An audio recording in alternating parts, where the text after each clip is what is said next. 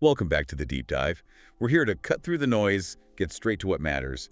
And today, we're tackling something that I think is really on a lot of people's minds. Oh, definitely. It's sort of the big financial question mark of 2025, isn't it? People are asking, should I even bother saving money right now? You know, with inflation still high, AI changing jobs, the cost of just living, Yeah, it feels impossible. exactly. You see people searching online like, is saving worth it? Or is my bank account just leaking value? Yeah, precisely. It's a real anxiety. And that's what this deep dive is all about. We want to give you a clear, actionable plan, something that helps you protect your money, maybe even grow it and just feel like you're back in the driver's seat, moving past all this uncertainty. So let's just acknowledge it up front. These worries you have about money, they are completely valid. Let's start with inflation. It feels different this time around, doesn't it? It really does. I mean, you hear the official number, maybe it's around 3.1%, give or take, but that often doesn't reflect the reality of, your grocery bill or rent or insurance. Those things feel like they're climbing much faster.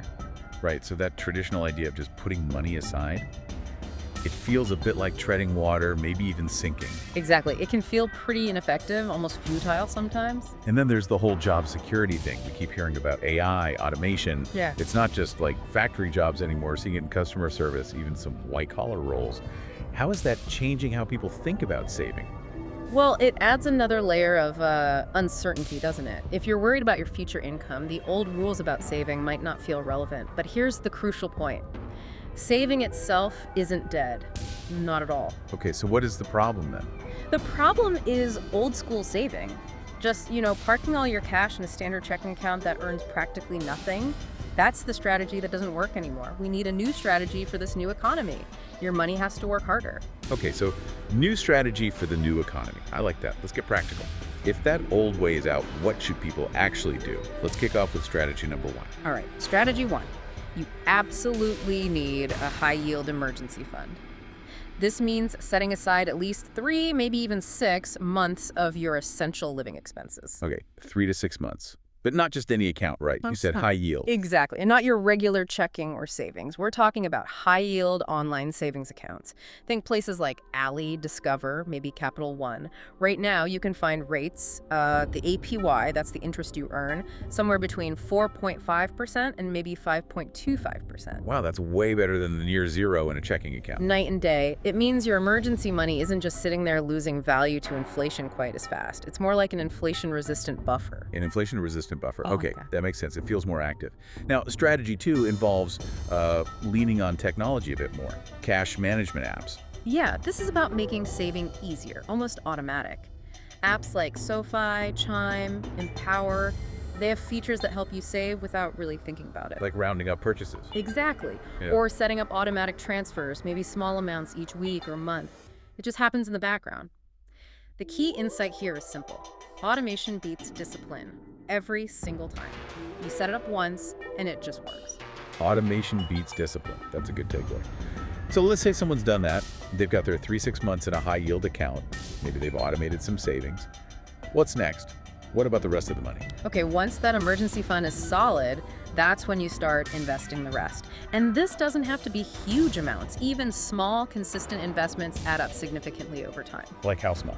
Well, think about something like $50 a week. If you put that consistently into, say, a broad S&P 500 ETF that tracks the 500 biggest U.S. companies, the power of compounding over years is huge. So investing isn't just for the wealthy anymore. Absolutely not. And here's the kind of harsh truth. If you are only saving cash, especially beyond that emergency fund, you are actually losing purchasing power over the long term because of inflation. Investing has become pretty much essential to make sure your money keeps up and actually grows. That really puts it starkly. Okay, Yeah. so those are the smart moves. What about the other side? What are the big mistakes people are making right now that they really need to avoid? What not to do this year? Number 1, and we touched on this, but it bears repeating, keeping all your money in your checking account. Your typical checking account might earn, 0.01% APY? Maybe? Practically nothing. Pennies. Exactly. It's just not the place to hold significant savings. It's for bills, immediate spending, that's it. Okay, that's a big one. What else? I know one that drives me crazy. Let me guess. The 401k match. Yes. Ignoring your employer retirement match.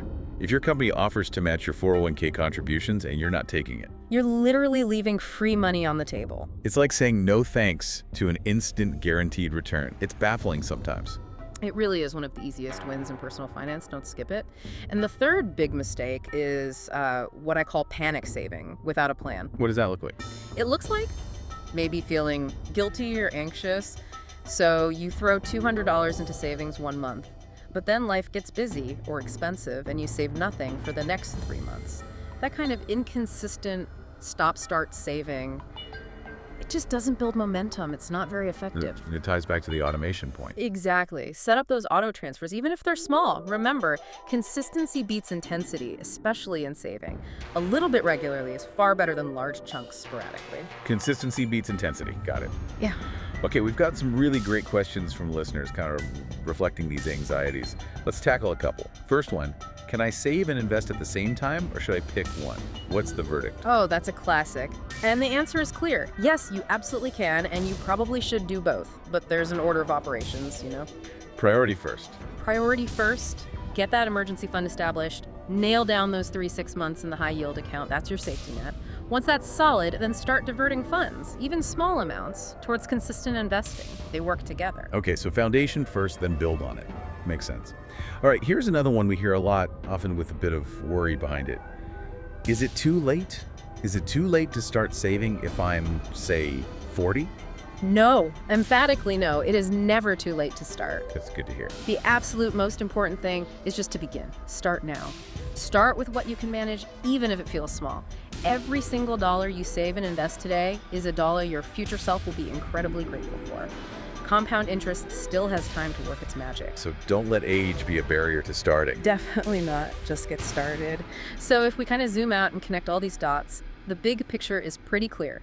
Saving isn't obsolete in 2025, not by a long shot.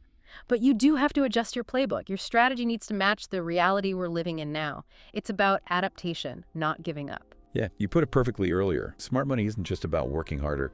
It's really about thinking better.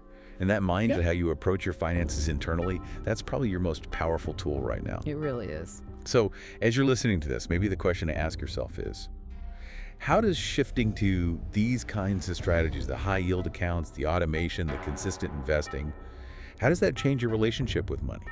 Can it move you from feeling anxious and reactive to feeling more proactive, more in control? Especially when things feel so uncertain with tech and the economy. How can applying this thinking better idea help you keep learning, keep adapting your financial habits for whatever comes next? Something to think about.